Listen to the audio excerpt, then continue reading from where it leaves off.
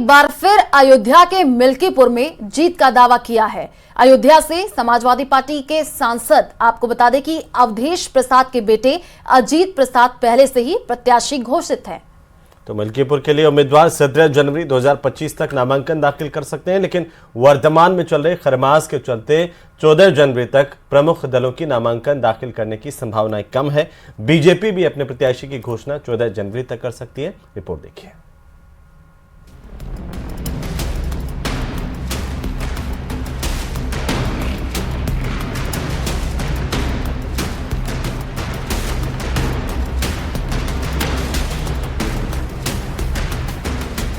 लोकसभा चुनाव में अयोध्या में मिली हार के बाद अब बीजेपी की निगाहें मिल्कीपुर उपचुनाव पर हैं।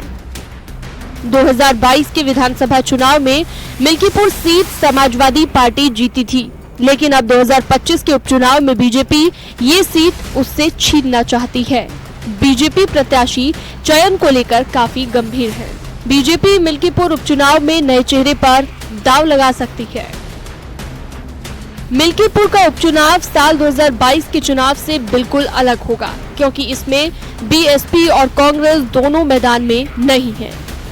वहीं कांग्रेस इस उपचुनाव में एसपी के साथ खड़ी है।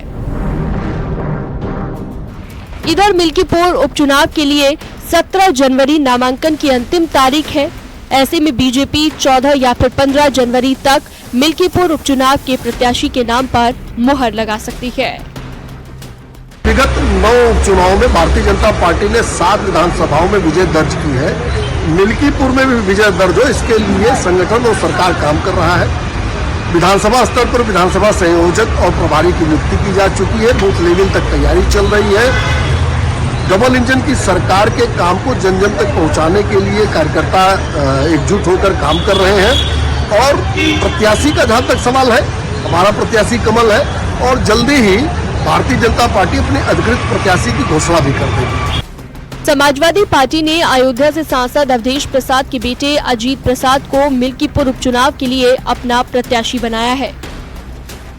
यहीं से माननीय अखिलेश यादव का ये 27 में जो चुनाव होना है, ये मिल्कीपुर का चुनाव इस बात का संकेत देगा कि समाजवादी पार्टी की सरकार माननीय अखिलेश यादव जी के नेतृत्व में, समाजवादी पार्टी इंडिया गठबंधन के नेतृत्व में रास्ता साफ हो जाएगा। मिल्कीपुर से ही 27 में जो चुनाव होना है, समाजवादी पार्टी की शानदार सरकार माननीय अखिलेश यादव जी के नेतृत्व में बनेगी। वहीं अखिलेश यादव का ये मानना है कि इंडी गठबंधन वैसे ही मजबूत है जैसा पहले दिन था। रही बात मिल्कीपुर उपचुनाव की, तो समाजवादी पार्टी जीत रही है। इंडिया गठबंधन वैसा इंटैक्ट है जो इंडिया गठबंधन शुरुआती दौर में जहां से बनना शुरू हुआ था, कि वो रीजनल पार्टीज जो भारतीय जनता पार्टी का मुकाबला कर सकें, उन्हीं का साथ देना, उन्हीं के साथ खड़े दिखना है। मिल्कीपुर की पूरी तैयारी है। अयोध्या का चुनाव भारतीय जनता पार्टी फिर एक बार हारेगी। मिल्कीपुर के लिए उम्मीदवार 17 जनवरी 2025 तक नामांकन दाखिल कर सकते हैं, लेकिन वर्तमान में चल रहे खरमास के चलते प्रमुख राजनीतिक दलों के 14 जनवरी से पहले नामांकन दाखिल करने की संभावना कम है। बीजेपी ने अभी तक अपने प्रत्याशी की घोषणा नहीं की है। उम्मीदवार का चयन 15 जनवरी तक किया जा सकता है। न्यूज़ 18 के लिए ब्यूरो रिपोर्ट।